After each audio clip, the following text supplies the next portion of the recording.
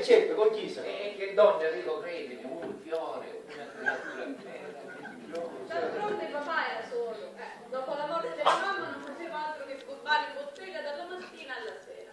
Avrà pure il diritto adesso di farsi una vita.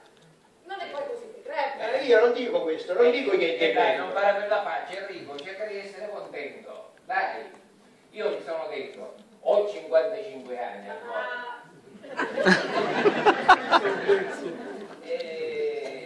Economicamente sto bene, fisicamente sto benissimo, al piano ho dato un buon marito e un tetto e quindi ho pensato che fosse arrivato il momento di ricominciare a vivere.